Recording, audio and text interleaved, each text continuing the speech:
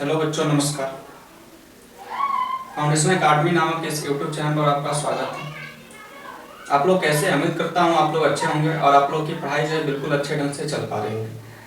तो चलिए आज का क्लास हम लोग स्टार्ट करते हैं। अगर हम लोग पिछले क्लास के बारे में बात करें तो पिछले क्लास में हम लोग उदाहरण का 7 और 8 नंबर क्वेश्चन देखे थे। 6 और 7 नंबर उदाहरण का क्वेश्चन देख लिए थे। आज की क्लास में हम लोग उदाहरण का आगे का जो प्रश्न है उसको देखेंगे, बारी बारी से उसको अच्छे ढंग से समझने का भी प्रयास करेंगे। तो चलिए आज का क्लास हम लोग स्टार्ट करते हैं उदाहरण का 8 नंबर प्रश्न के साथ। तो आप लोगों को क्वेश्चन जो है स्क्रीन पर दिख रहा होगा, देख सकते हैं आप लोग। बोला जा रहा है कि दिखाइए कि 1.272727 अर्थात 1.27 पर रेकरिंग को P/Q के रूप में व्यक्त किया जा सकता है, जहाँ P और Q पूर्णांक है और Q is not equal to 0 है। ये हम लोग को दर्शाना है। यहाँ पे जो है हम लोग को दिया गया है उदाहरण का, ये है 8 नंबर क्वेश्चन। ठीक है, उदाहरण का 8 नंबर प्रश्न। इसमें हम लोगों को क्वेश्चन में बोला गया है कि ये जो क्वेश्चन है उसमें बोला गया है कि 1.272727 ठीक है, ये दिया गया है। ठीक है, तो इसको हम लोग एक और तरीके से लिख सकते हैं याद करके, या इसको ऐसे भी लिखा जा सकता है 1.27 पर देखिए। इसको भी असाधारण आवर्ती दशमलव प्रसार बोला जाता है। कहें कि इसमें देख पा रहे होंगे कि इसमें दशमलव के बाद एक ही प्रकार के अंक जो है बार बार चले आ रहे हैं। अब इसमें जब भी इस प्रकार का क्वेश्चन आए तो सबसे पहले हम लोग को क्या करना है कि इसको x के बराबर मानना है। यहाँ पे मानेंगे, हम लोग लिखेंगे माना x बराबर 1.2727 4 स्थानों तक मतलब हम मान लेते हैं हम लोग। ठीक है, ये 6 स्थानों तक मान लीजिए। ठीक है, ये हो गया डॉट डॉट डॉट, बहुत सारे पदों तक जा सकता है। अब हम लोग आगे बढ़ेंगे तो इसको मान लेंगे हम लोग समीकरण 1 मान लेते हैं। अब समीकरण 1 मानने के बाद जो है अब यहाँ पे हम लोग ये देखेंगे कि इसमें किस पद से या किस संख्या से गुणा करें कि यहाँ पे दशमलव के बाद सेम टर्म जो है प्राप्त। तो यहाँ पे 1 के बाद जो है ये सेम टर्म प्राप्त हो रहा है, लेकिन इसको आगे बढ़ाना पड़ेगा। अगर हम लोग इसको एक अंक आगे बढ़ाते हैं इस दशमलव को तो 7 आएगा। इससे ये रिपीटेशन जो है 1.27 पर रेकरिंग वाला रिपीटेशन नहीं आ पाएगा, इसलिए हम इसमें जो है 100 से गुणा करेंगे। ठीक है, तो लिखेंगे समीकरण 1 में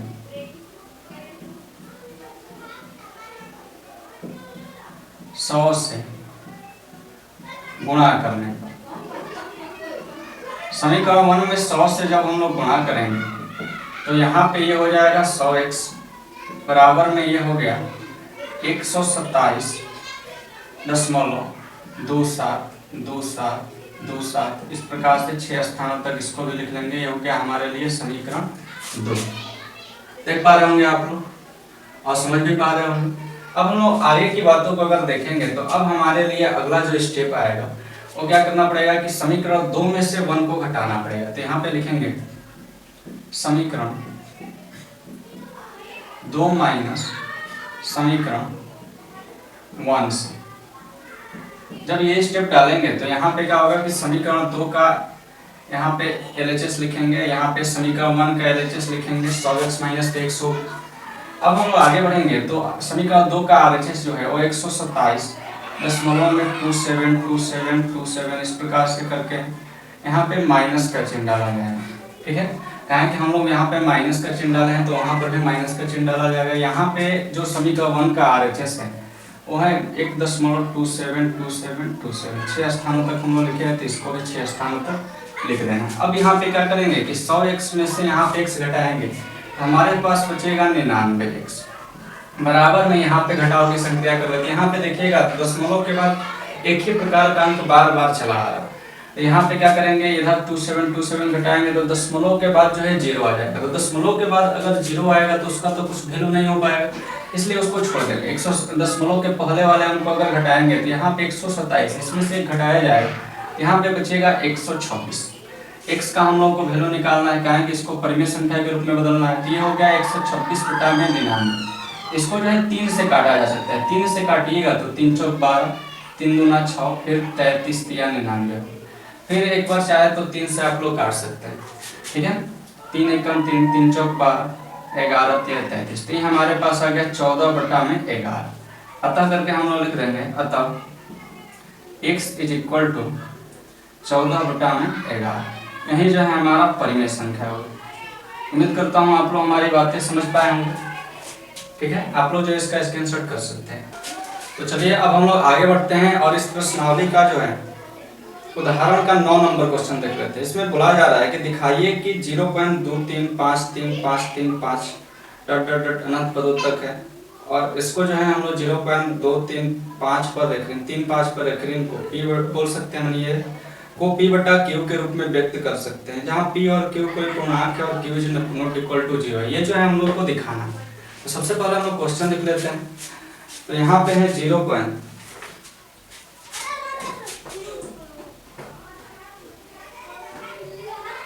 यह है उदाहरण का 9 नंबर प्रश्न। हल करते हैं इसको।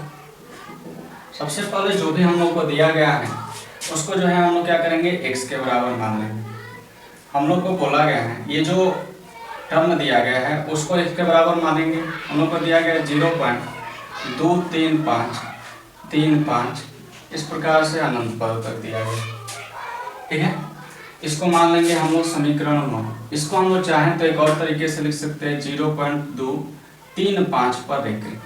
ठीक है, हम लोग को जब भी इस प्रकार का क्वेश्चन दे तो हम लोग को ये करना है, ये कार्य करना है कि दशमलव को जो है उस स्थान पर स्थानांतरित करें जिसके बाद जो है एक ही प्रकार के अंक बार बार चले हैं। ठीक है, अब हम लोग क्या करेंगे कि इस दशमलव को अगर आगे बढ़ा दे, आगे बढ़ाकर यहाँ पर अगर शिफ्ट कर दे, ये क्या हो जाएगा, बारी बारी से एक ही प्रकार का अंक जो है आता चला जाएगा। ठीक है, अब हम लोग क्या करते हैं, यहाँ पे लिखेंगे कि समीकरण 1 में 100 से गुणा करने पर, जब समीकरण 1 में 100 से गुणा किया जाएगा तो ये हो जाएगा 100x बराबर में ये क्या होगा, 100 से गुणा यानी कि 2 अंक आगे चला जाएगा, दशमलव 2 अंक आगे बढ़ेगा तो यहाँ पे हो जाएगा 23.5353, यहाँ पे 5 अंक तक लिखा है तो यहाँ पे 3 लिख दीजिए। ठीक है, ये हम लोग कर सकते हैं। ठीक है, अब हम लोग आगे की बातों को देख लेते हैं। 5 3 5 3 यहाँ पे 5 लिखे। ठीक है, अब हम आगे बढ़ते हैं ये खाली स्थान तक, यानी कि यहाँ पे 5 3 5 3, फिर यहाँ पे 5 3, ये जो है। अब हम लोग क्या करेंगे कि समीकरण 2 में से समीकरण 1 को घटाएंगे, घटाने की संक्रिया स्टार्ट करते हैं। तो यहाँ पे लिखेंगे 100x माइनस का x बराबर में ये हो जाएगा 23.5353, अनंत पदों तक है, इसका कोई अंत नहीं है। बीच में माइनस का चिन्ह डालना पड़ेगा। ठीक है, बीच में माइनस का चिन्ह डालेंगे, उसके बाद जो है समीकरण 1 का RHS को लिख दीजिए 0.23535। ठीक है, 5 पदों तक लिखे हैं दशमलव के बाद। अब यहाँ पे घटाव की संक्रिया स्टार्ट करते हैं। 100x में से जब x जाएगा तो यहाँ पे बचेगा 99x, बराबर में जब आगे बढ़िएगा तो यहाँ पे घटाव की संक्रिया की, यहाँ पे देखिए 5 3 5 3 है तो यहाँ पे 3 5 3 5 करिएगा तो 3 5 3 5, ये बार बार एक ही सर्कल रिपीट होता रहेगा। लेकिन यहाँ पे 5 जो है ना, लेकिन यहाँ पे क्या है 2 है, ये तो सेम नहीं है, तो यहाँ पे घटाव की संक्रिया करनी पड़ेगी। ये हो जाएगा 5 में से 2 गया 3, दशमलव के पहले वाला है और सब तो 0 हो गए। 23 में से 0 जाएगा तो यहाँ पे क्या बचेगा, 23 बचेगा। अब हम आगे बढ़ते हैं, x का मान निकालना है तो x को इधर रहने देते हैं। 99 यहाँ पे गुणा में इधर जाएगा तो भाग कर लेगा, यानी कि हो जाएगा 23.3 बटा में 99। यहाँ पे ये जो है दशमलव हटाइएगा तो बटा में क्या हो जाएगा 0। देख लेते हैं, इसको काटा जा सकता है नहीं, इसको काटा नहीं जा सकता, तो अतः करके यही जो है हमारा क्या हो जाएगा, आंसर हो जाएगा। लिख लेंगे क्या हो गया 233 बटा में 990। ठीक है, उम्मीद करता हूँ आप लोग हमारी बातें समझ पाए होंगे। आप लोग इसका स्क्रीनशॉट कर सकते हैं। अब हम लोग आगे बढ़ते हैं और इसका अगला प्रश्न जो है देख लेते हैं।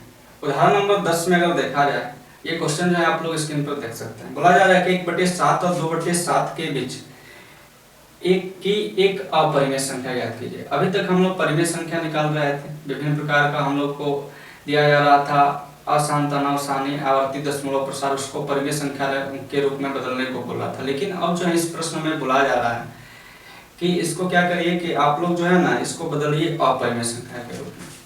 देखते हैं हम 1/7 और 2/7 के बीच उदाहरण का 10 नंबर प्रश्न, ठीक है, हल करते हैं। यहाँ पे पहला जो हमारा भिन्न है वो है 1/7, ठीक है। ये 1/7 को सबसे पहले हम लोग क्या करेंगे कि इसका जो अपरिमेय संख्या होगा उसको लिखने का प्रयास करेंगे। इसको ज्ञात करने के लिए हम लोग को सिंपल वाला डिवीजन करना पड़ेगा। यहाँ पे 1 है, करते हैं 7 के पहाड़ा में तो 1 आएगा नहीं, तो यहाँ पे 0 देख के दशमलव देना पड़ेगा। यहाँ पे 1 0 आया, 7 के पहाड़े में एक बार में 7 आएगा, यहाँ पे 3 बचेगा, 0 यहाँ पे लिखा जाएगा। अब हम जब आगे बढ़ेंगे तो यहाँ पे क्या आएगा, 7 चौक 28 हो गया, यहाँ पे 2 0 हो जाएगा। यानी दशमलव के बाद जितनी संख्या आगे बढ़ती चली जाएगी 1 0 अपने आप सेसफल के साथ लगता हुआ चला जाता है। 7 दूना 14 हो जाएगा, यहाँ पे 6 बचेगा, 1 0 लगा देंगे, 7 8 56 हो जाएगा। ये जो है 4 0, 7 5 35 हो गया, यहाँ पे 5 0, ठीक है। ये 7 7 49 हो गया, ठीक है। ये 1 बचा। आप लोग देख पा रहे होंगे कि पहले 1 था, फिर से हमारे पास 1 जो है आ गया है। अब यहाँ पे 1 जब आ गया है तो यही रिपीटेशन बार बार होता चला जाएगा। तो यहाँ पे हम लोग 1/7 के बराबर लिख सकते हैं 0.142857 पर रेखित, ये लिख सकते हैं। अब आता है हमारे पास 2/7। देखिए इसको तो आसानी से ज्ञात किया जा सकता है। अगर हमारे पास जो है 1/7 के बारे में पता है तो 2/7 का अर्थ क्या होता है, 2 गुणा में 1/7। तो यहाँ पे गुणा कर लीजिए आप लोग, 2 गुणा में इसका अपरिमेय संख्या दिया है 0.142857 पर रेखित दिया गया है। अब गुणा करके लिख लेते हैं, या करके ये 2/7 के बराबर क्या हो जाएगा, तो ये हो गया 7 दूना 14 का 4, एक हाथ 5 दूना 10, एक 11 का 1, 8 दूना 16, एक 17 का 7, 2 दूनी 4, 1 5 हो गया। फिर यहाँ पे 4 दूना 8 हो गया, 1 दूना 2 हो गया, यहाँ पे दशमलव लगा 0 और इस पर क्या कर देंगे, रेख देंगे। तो 2/7 का जो अपरिमेय संख्या प्राप्त हुआ वो हुआ 2857114। इसके बीच में हम लोग को केवल एक परिमेय संख्या लिखना है, ठीक है। आसानी से लिखा जा सकता है, अतः करके लिखिएगा। अतः 1/7 एवं 2/7 के बीच एक अपरिमेय संख्या, एक अपरिमेय संख्या हम लोग को लिखना था। तो इसके बीच जो है बहुत सारी अपरिमेय संख्या हो सकती है, लेकिन हम लोग को केवल एक को लिखने से मतलब है। तो ये हो गया 1/7।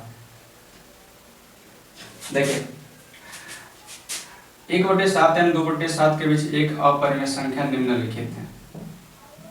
इसके बीच जो है बहुत सारी अपरिमेय संख्याएं हो सकती है, लेकिन हम लोग को एक से मतलब है। तो यहाँ पे जो है हम लोग लिखेंगे क्या हो जाएगा, तो हम लोग लिख सकते हैं 1 5 2 8 5 7, ये भी करके लिख सकते हैं, चाहे कुछ भी लिख लीजिए। यहाँ पे लिख लेंगे 0.152857 इस पर, ये भी हमारा, यही हमारा उत्तर हो जाएगा।